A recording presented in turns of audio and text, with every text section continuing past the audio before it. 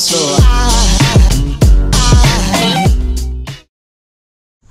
ons is natuurlijk baie gelukkig om nou die afgelope Desember vakansie vir omtrent 'n maand lank die Suzuki Jimny te kon gehad het. Hierdie is nou die 4de generasie, die ene wat in November bekendgestel is in Suid-Afrika. Ek weet baie mense se onmiddellike eerste reaksie sal wees om te sê dat hierdie produk is van 'n skandelike nag tussen 'n Defender en 'n G-Wagon. En dat 9 maande later het ons nou hierdie produk gekry. Dit is nie die geval nie. Suzuki is nogal baie ernstig daaroor. Soos julle kan sien hierso, die eerste Suzuki Jimny, die LJ, is gelaunch in 1970, waar die eerste G-Wagon gelaunch is in 1978. Ons het 'n bietjie karaktereienskappe hier van vorige modelle. Voor het ons die 5 groewe vir die radiator van eerste modelle, dan ook die LED koplig wat op die eerste en tweede generasie gevind is. Hier langs die kant het ons die 2 stroke wat ook van die tweede generasie afkom. En soos ons agtertoets stap, kry ons die buffer met die ligte aan die agterkant wat ook van die eerste 2 generasies afkom. Dit was nie so op die 3de generasie nie, dit het bietjie anders te gelyk, maar hulle het weer besluit om die ligte na onderste te skuif om die spasie so klein bietjie meer in die kar te maak. So hierdie nuwe Suzuki Jimny is 3.6 meter lank, 1.6 meter wyd en dan omtrent 1.7 meter hoog. So mens kan sien die wielaste is ook geskuif na heel op die punt. So die kar lyk heeltemal anders as die vorige model. So met hierdie voertuig, met die aste wat tot reg op die punt geskuif is, het die nuwe Jimny approach angle van 37 grade, departure angle van 49 grade en 'n brake over angle van omtrent 28 grade. Wat het die kar ongelooflik capable, as ek dit so kan stel, op die grondpad en natuurlik 4x4 maak. Kar oopmaak hier in die agterkant. Daar is 2 modelle in die Suzuki reeks.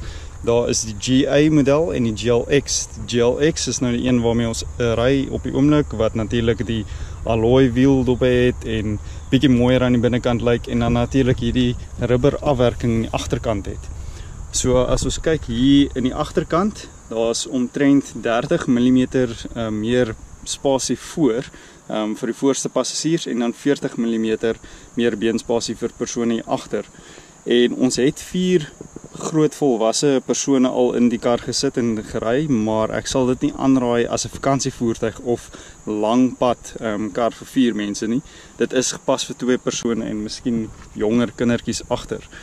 So as ons nou hierdie sitplekke laat afgaan, maklik, kan nou omtrent 1015 liter se goed ingelaai word hier agter. Hier is ook 'n versteekte bagasieplekkie agter waar mens natuurlik jou kameras en alles kan wegsteek dat dit uit oë is. Enigste kritiek wat ons hier het, en dis iets wat Suzuki maklik kan oplos, is om net 'n klap hier agter te sit en maklik die venster te kan laat oopmaak as dit 'n bietjie beknop raak hier agter vir persone wat hier agter sit. Soos julle kan sien, in hierdie GLX model is daar 'n vol streelpaneel hier aan die middelkant, 7 duim, en natuurlik het ons climate control en al daai tipe goed.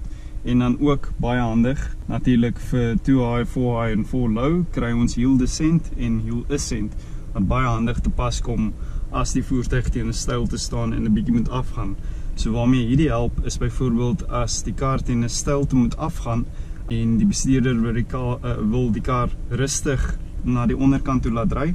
So wat die persoon doen is, hy druk dit, aktiveer dit. Nou natuurlik wil dit nie aangaan op die oomblik nie, want my kar is in 2-wiel dryf, agterwiel aangedrewe.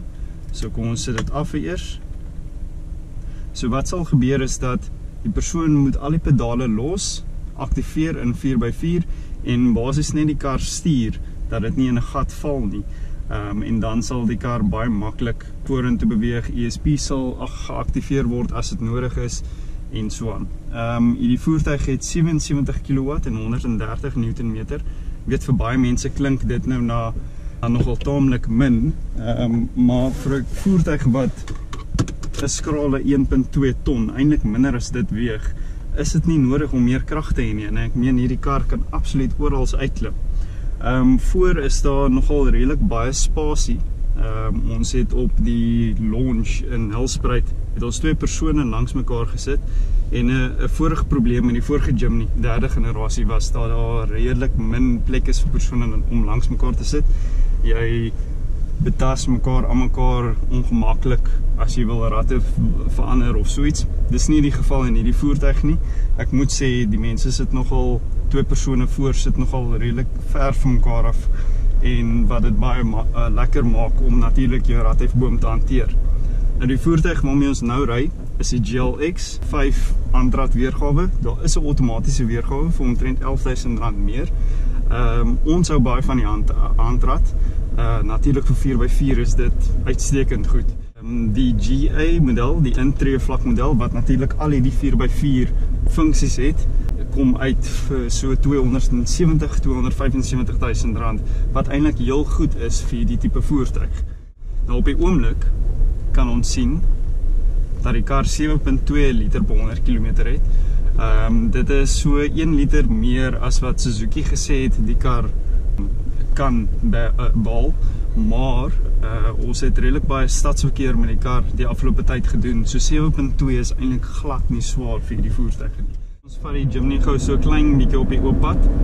Ek gaan nie te vinnig hier ry nie. Ek gaan wil eintlik maar net demonstreer hoe die voertuig voel op 80 na 100 km/h. Dis kry taamlik 'n bietjie windgeraas met hierdie blok bakwerk. En dan teen 100 km/h loop die kar teen 3000 revolusies. As mens enigstens 'n bietjie meer as dit gaan, hoër as dit gaan, sal die revolusies 'n bietjie opgaan en die brandstofverbruik ook. So eintlik hoe ons maar die voertuig die hele tyd gery het, was teen 100 km/h en 3000 revolusies. En ons brandstofverbruik, soos ek sê, is op 7.2 wat eintlik uitstekend goed is. Het natuurlik 'n USB in waardeur jy media kan deursit en dan ook natuurlik Bluetooth, en die kar het ook Apple CarPlay en Android Auto. So as jy jou foon konnekteer, kan jy baie maklik van jou foon af alles hanteer op die skerm. So oor die algeheel hou ons regtig baie van hierdie nuwe Jimny. Dit is baie stabiel op die pad, baie meer as die vorige model. Ry baie beter, het baie minder windgeraas en dan natuurlik waar die Suzuki uitstaan, waar dit veronderstel is om uit te staan op enige 4x4 terrein, is die kar absoluut uitstekend goed. Hulle het dit vir ons gedemonstreer met die loods of die bekendstelling in November en ons was taamlik verras en nou oor die afgelope maand het ons ook natuurlik baie 4x4 met die voertuig gedoen. Natuurlik die rede vir die voertuig om so vol modders te wees. En die kar het ons net verbaas in die sand en natuurlik ook in die modder as dit so 'n bietjie in die Kaap gereën het. Ons hou baie van hierdie voertuig en as dit nie jou sak pas om 308 te betaal vir hierdie GLX model nie, kan die GA aangekoop word en volgens ons is die GA eintlik regtig 'n baie goeie intree vlak model. Ons kry natuurlik nie die LCD streelpaneel en allerlei tegnologie in nie, maar mens kry nog steeds die multifunksionele stuurwiel en mees belangrikste al die 4x4 funksionaliteit wat hierdie model in het, wat eintlik maar die kar net so goed soos die ene maak in terme van 4x4 en algehele rygemaak. So in alle erns, ons dink regtig die nuwe Jimny gaan uitstekend goed verkoop. Daar is op die oomblik al klaar 'n baie groot waglys. Mense gaan omtrent tussen 3 tot 6 maande moet wag vir jou nuwe Jimny om aan te land, wat spreek hoe populêr die voertuig is. Nou daar is onlangs in Japan ook, amper noem ek dit Japan, is daar 'n bakkie weergawe gewys van hierdie nuwe Jimny. In die 1980s in die Samurai model het daar 'n bakkie weergawe uitgekom en ek dink hierdie sal uitstekend goed vir Suid-Afrika en veral Namibië ook wees met die bakkie weergawe wat uitkom.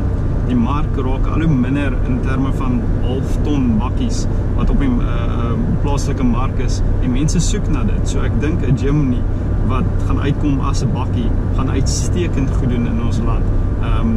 Dis 'n groot aanvraag. So ek dink Suzuki kan definitief 'n bietjie daarna kyk en kyk dat hulle regterhand stuur na Suid-Afrika toe bring.